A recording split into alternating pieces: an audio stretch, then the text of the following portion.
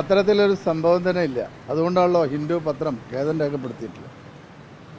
ഒരിക്കലും CPM മലപ്പുറത്തെക്കുറിച്ചോ മലപ്പുറത്തെ ന്യൂനപക്ഷങ്ങളെക്കുറിച്ചോ ഒരിക്കലും പറയില്ല. കാരണം ജില്ലയുടെ രൂപീകരണ കാലഘട്ടം മുതൽ തന്നെ ധാരാളം പഴി കേട്ടവരാണ്. കാരണം ജില്ലാ രൂപീകരണത്തിനെതിരായി അന്ന് കോൺഗ്രസ് പാർട്ടി അടക്കമുള്ള എല്ലാവരും എതിർത്തപ്പോൾ ആ ജില്ലാ രൂപീകരണം സാധ്യമായത് അന്ന് ഇടതുപക്ഷ ഭരണം കേരളത്തിലുള്ളപ്പോഴാണ്. അപ്പോൾ മലപ്പുറത്തെ ജനങ്ങളെക്കുറിച്ചോ മലപ്പുറത്തിൻ്റെ വികസനത്തെക്കുറിച്ചോ എന്നും അതിന് അനുകൂലമായ നിലപാടുകൾ എടുത്തവരാണ് കേരളത്തിലെ ഇടതുപക്ഷ പ്രസ്ഥാനം. പിന്നെ ഇവിടെ BJPയുമായി ചേർത്തുള്ള ആരോപണമാണ് പ്രധാനമായിട്ടുള്ളത്. അങ്ങനെയാണെങ്കിൽ കഴിഞ്ഞ ലോക്സഭാ ഇലക്ഷന് തൊട്ടു മുമ്പ് BJPയുടെ സമുന്നതരായ നേതാക്കൾ ലീഗിൻ്റെ ബന്ധപ്പെട്ട സംസ്ഥാന നേതൃത്വം അഖിലേന്ത്യാ നേതൃത്വവുമായൊക്കെ തന്നെ ചർച്ച നടത്തിയിരുന്നു. നമ്മളൊക്കെ കണ്ടതാണ്. അവർ പണക്കാതിന് വസതിയിൽ തന്നെ വന്നിരുന്നു. BJPയുടെ എല്ലാ നേതാക്കന്മാരും എന്താണ് സംസാരിച്ചത് അത് പറയാൻ ബാധ്യസ്ഥരാണല്ലോ. BJPയുടെ നേതാക്കൾ ലോക്സഭാ ഇലക്ഷന് മുമ്പ് പാണക്കാട് എത്തി ലീഗിൻ്റെ നേതാക്കളുമായി ചർച്ച ചെയ്തെന്താണ് പ്രധാനപ്പെട്ട കാര്യമാണ്. അതോടൊപ്പം തന്നെ ഇലക്ഷൻ തൃശ്ശൂർ സീറ്റ് വിജയിച്ചതിന് ശേഷം ലീഗ് നേതാക്കളെ BJP കണ്ടിരുന്നു. അന്നെന്താ സംസാരിച്ചു? അപ്പോൾ CPMൻ്റെ മുന്നിൽ BJPയുടെ അജണ്ട ആരോപിക്കുന്നതിന് മുമ്പ് മനസ്സിലാക്കേണ്ടത് മുസ്ലിം ലീഗിൻ്റെ നേതാക്കളാണ് BJPയുടെ സഹായം തേടിയിട്ടുള്ളതും എക്കാലത്തും ഇപ്പോഴും അത് തന്നെയാണ്. ഈ ലോക്സഭാ ഇലക്ഷനിൽ നമ്മൾ കണ്ടതാണ്.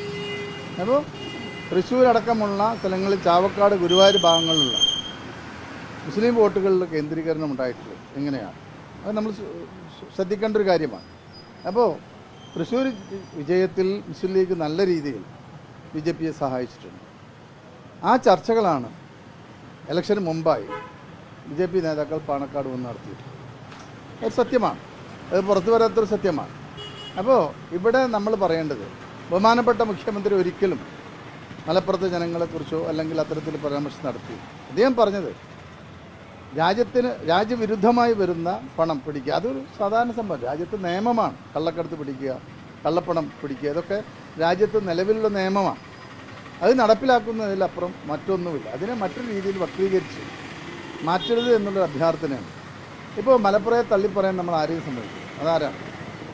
പ്രത്യേകിച്ച് കമ്മ്യൂണിസ്റ്റ് പാർട്ടി കേരളത്തിലെ ഇടതുപക്ഷം ഒരിക്കലും അത് ചെയ്യില്ല.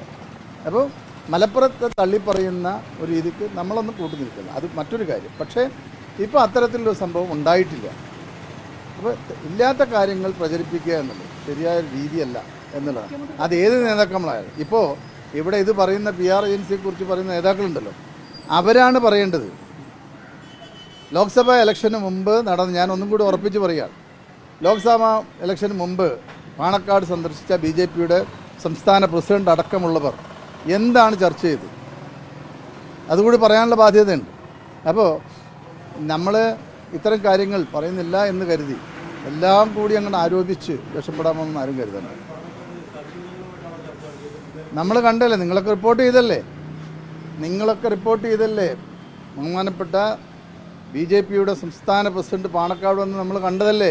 അതിൻ്റെ വിഷ്വൽസ് ഉണ്ടല്ലോ, അത് പരിശോധിക്കുക. ആണെന്നാണ്. അതെല്ലാം മറ്റെന്ത് പറയാം? ലോക്സഭാ ഇലക്ഷനിൽ മറ്റെന്ത് പറയാനാണ്? ഇവിടെ കോൺഗ്രസിൻ്റെ മുന്നണിയും ഇടതുപക്ഷവും BJPയുമാണ് ലോക്സഭയിൽ മത്സരിച്ചത്. അപ്പോൾ UDFയിലെ ഒരു ഘടകകക്ഷിയായ മുസ്ലിം ലീഗിനെ എന്തിന് ഒറ്റക്ക് വന്ന് BJPയുടെ സംസ്ഥാന നേതാക്കൾ കണ്ട് സംസാരിച്ചു എന്നെന്നുള്ളത് പറയേണ്ട കാര്യമല്ലേ? അപ്പോൾ അത് പ്രസക്തമാണ്. അപ്പോൾ അതിനാണ് മുസ്ലിം ലീഗ് അടക്കമുള്ള മുസ്ലിം ലീഗ് നേതാക്കന്മാർ ഉത്തരം പറയേണ്ടത്. വന്ന് സംസാരിച്ചതല്ലേ, നമ്മൾ കണ്ട വിഷ്വൽസ് ഉള്ളതാണല്ലോ, എല്ലാ പത്രങ്ങളിലും വന്നതാണ്, നമ്മൾ കണ്ടതാണ്. അപ്പോൾ അതാണ് വെളിപ്പെടുത്തേണ്ടത്. അല്ലാതെ മുഖ്യമന്ത്രി എന്തെങ്കിലും പറഞ്ഞു എന്നല്ല. മുഖ്യമന്ത്രി അങ്ങനെ പറഞ്ഞിട്ടില്ല. ഏതെങ്കിലും പത്രം എന്തെങ്കിലും റിപ്പോർട്ട് ചെയ്തതെന്ന് വെച്ച് അതിൻ്റെ ഒരു വിഷ്വൽസോ ഒന്നുമില്ല. അപ്പോൾ അദ്ദേഹത്തെ കുറ്റപ്പെടുന്നത് ശരിയല്ല. അതൊക്കെ വെറുതെ പറയുന്നതാണ്. നിങ്ങളറിയാത്തൊരു PR ഏജൻസി കേരളത്തിൽ വേറെ വർക്ക് ചെയ്യും. നിങ്ങളറിയാത്ത PR ഏജൻസി വേറെ. ഇപ്പോൾ ബഹുമാനപ്പെട്ട മുഖ്യമന്ത്രി ഡൽഹിയിൽ നിന്നും പറഞ്ഞു എന്ന് പറയുന്നു. ബഹുമാനപ്പെട്ട മുഖ്യമന്ത്രിയോട് കൂടെ ഞാനുണ്ടായി.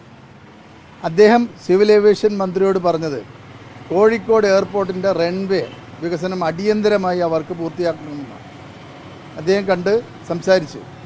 ബഹുമാനപ്പെട്ട കേന്ദ്ര ഏവിയേഷൻ വകുപ്പ് മന്ത്രിയോട് മലപ്പുറത്തിൻ്റെ കാര്യമാണ് അദ്ദേഹം പറഞ്ഞത്. ആ റൺവേയുടെ പ്രവൃത്തി അടിയന്തരമായി പൂർത്തീകരിക്കണം.